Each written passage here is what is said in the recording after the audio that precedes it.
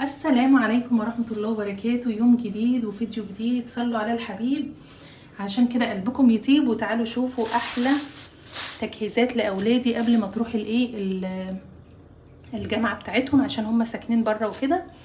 جبت يا ولاد كبدة كده زي ما انتوا شايفينها تبينها معاكم، وكمان جبت سمك عشان نعمله للبيت هنا فسيخ.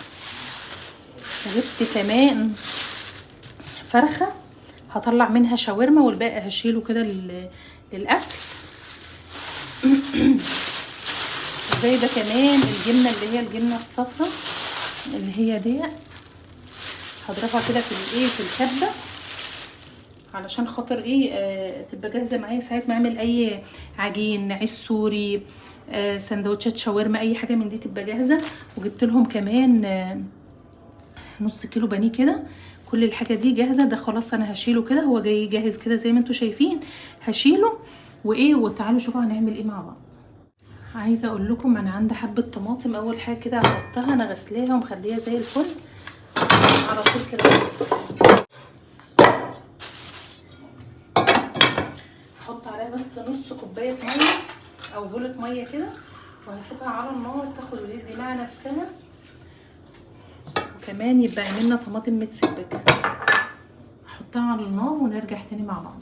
يلا بقى نستعين بالله ونبدأ. اول حاجة كده نعمل الزفرة دي علشان نخلص منها وننضف مكاننا علشان ما يبقاش فيه زفرة ولا اي حاجة. ده هعمله فسيخ باذن الله وهبقى افتحه معاكم برضو. بفتح كده النخشوش بتاعه، اغسله غسيل يعني كويس خالص. شايفين يا ولاد بيطلع من النخشوش انا بحب اغسله. اسكت هشويه او هفسخه او اي حاجة من دي، لازم اعمله كده زي ما انتوا شايفين. بغسله غسل حلو خالص كده، وبعد كده بقى بشيله في اكياس يتنفخ براحته خالص. وبعد كده بعمله فسيخ. انا عملته فسيخ بصراحة بس في لايف، كنت فاتحه لايف معاكم وكده وعملته. لكن دلوقتي انا هشيله قدامكم، ودي اول حاجه بداتها في الحاجات اللي احنا جبناها من السوق. يلا بقى خلصنا خلاص السمك. هغسل الحوض ده غسله كويسه خالص، بس طبعا ما كنتش معاكم عشان ما اطولش معاكم الفيديو. احط كيسين في بعض واحط الفسيخ بتاعي او السمك البوري بتاعي. طبعا اتغسل كويس خالص. انا مسرعه الفيديو، وبعد كده هحطه في كذا كيس بقى. عايزاه بس يومين كده يتنفخ كده براحته، وبعد كده بحط عليه الملح. وبطريقته بتبقى سهله وجميله. وعايزه اقول لكم احلى فسيخ اتعمل ما شاء الله، جميل جدا.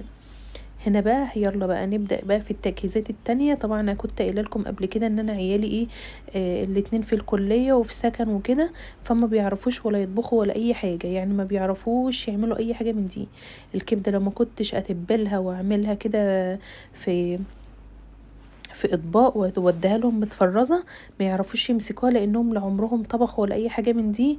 انتوا عارفين بقى، وبالذات لما يكونوا في كليات ودراسه بيبقى صعب ان هم يعملوا اي حاجه. اول حاجه حطيت معلقه توم كبيره كده. اما الدقه دي دقها كده برضو توم وفلفل الوان. تمام. هحط معلقتين كبار من التتبيله التانية دي. عايزه اقول لكم توم وفلفل الوان وحبه خل وشطه حمرا، حاجه كده تحفه بتخلي التتبيله في حته تانية. خلاص كده يعتبر التتبيله بتاعتي خلصت خلاص. اقطع عليه بس 2 من حبات الالوان، يعني من الفلفل الالوان. لو مستغنيه او مش عايزه عادي مفيش مشكله. هما بقى لو عاوزين يضيفوا طماطم وهما بيعملوا او يعملوها كده مفيش برضو مشكله. هما بقى بيبقى متاح عندهم. هما بيعملوها نواشف كده وسندوتشات. اول ما بيجوا اي حد فيهم بيعمل. هما 2 عندي في الكليه، ربنا يا ربي يصلح حالهم ويبارك لهم. يعني بصراحة ما بيعرفوش يعملوا الحاجات دي، بيبقوا يا عيني بيبقوا صعبانين عليا خالص.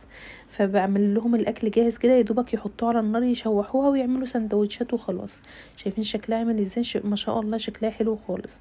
هكمل بقى بقية الحاجات.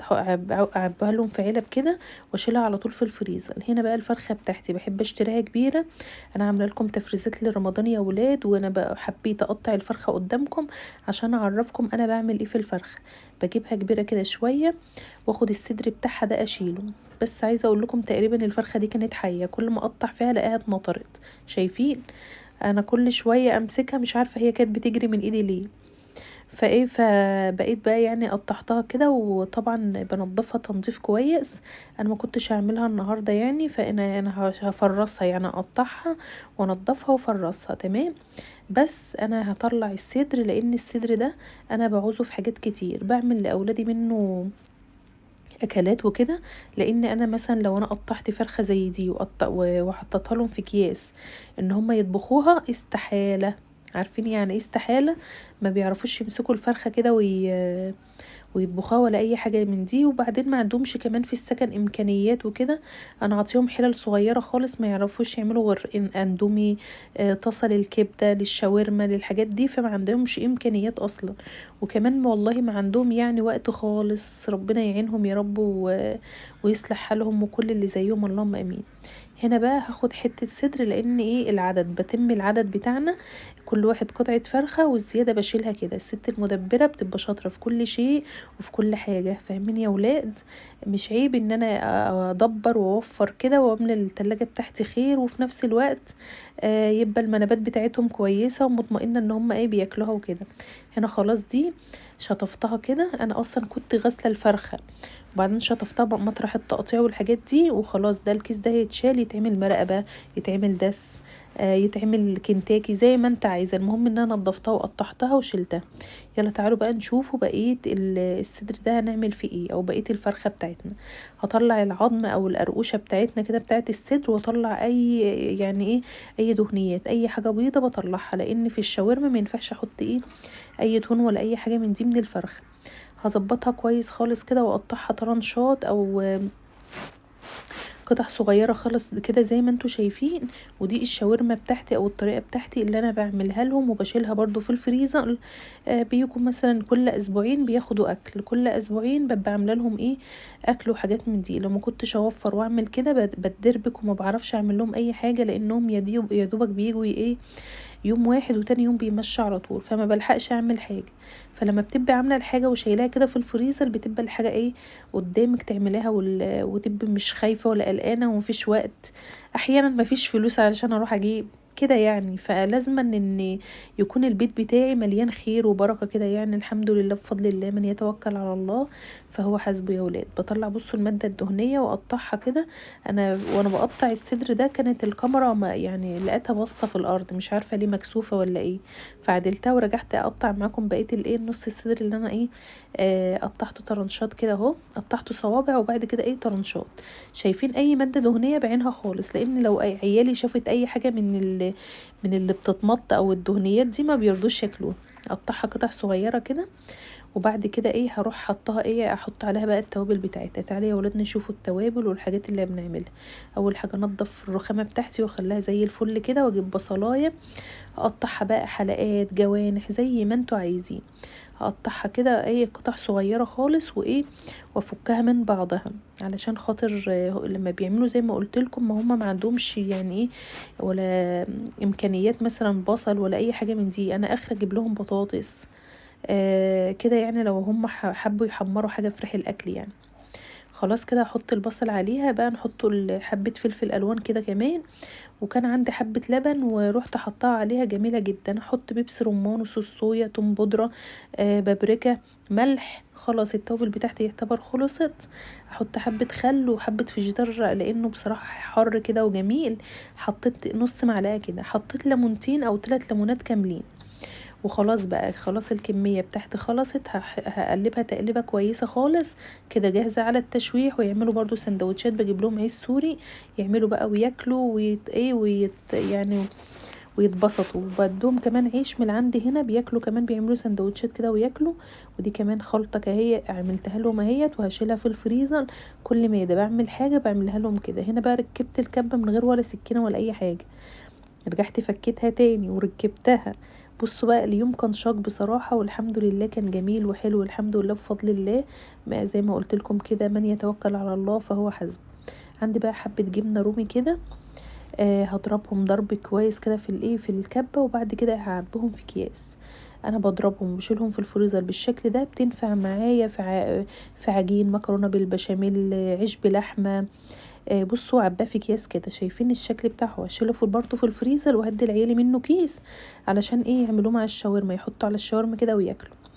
هنا بقى الطماطم اتسبكت وراحت زي الفل، ودي احلى طريقه تسلقوا الطماطم وتضربيها، بتبقى قوامها يعني تقيل وحلو وما شاء الله بتبقى حلوه خالص. هي كان فيها ربع بنجريه كده كنت احطها، انا بحب ان انا احطها يعني علشان خاطر ايه، تدي لون. تمام، هضربها ضرب مبرح بقى كده زي ما انتوا شايفين. ويلا تعالوا نعبوا في اكياس ونحطه في الفريزر، عشان مثلا ايه، جاينا شهر كريم رمضان، جاينا حاجات حلوة كده، فكل حاجة تكون ايه، كاملة معاكي. هنا بقى كنت بحب عامله فلحوسه، عارفين الفلحوسه؟ كنت بحب ماسكه الحله وبفضي على طول، رحت كبه كده على الرخام. قلت لا ما بديهاش بقى، ورحت جايبه الكبشه بقى علشان ايه، اعمل بقيه الطماطم بتاعتي واعبيها. خلاص طلعوا حوالي معايا 4 اكياس او 3 اكياس. وبعد كده بقى خلاص ايه، هحطها زي ما انتوا شايفين شكلها جميل وحلو. لما بعوزها بطلع منها، بكسر منها حته واشيل الباقي مفيش مشكله. هنا بقى ما قدرتش اكمل معاكم، قطعت الكرنبايه وسلقتها لوحدي كده من غير ما تشوفوها. سلقتها وقطعتها وحطيتها برضو في الفريزر. وده الفيديو بتاعنا وده اليوم بتاعنا. اتمنى يا جماعه ما تنسونيش في لايك وسبسكرايب ودعوه حلوه كده من قلبكم. واسفه ان انا ما كملتش معاكم الكرنبايه، لان بصراحه كان اليوم شاق ومتعب جدا جدا. حبيت بس ان انا افكفكها كده قدامكم وايه، وقلت بقى كفايه عليا اقعد بقى على الطبليه اقطعها واشيلها في الفريزر اخرى. وده كان اليوم بتاعنا، اليوم السوق العظيم. يعني عايزه اقول لكم اصعب يوم في الاسبوع هو يوم السبت، عشان بنروحوا في السوق.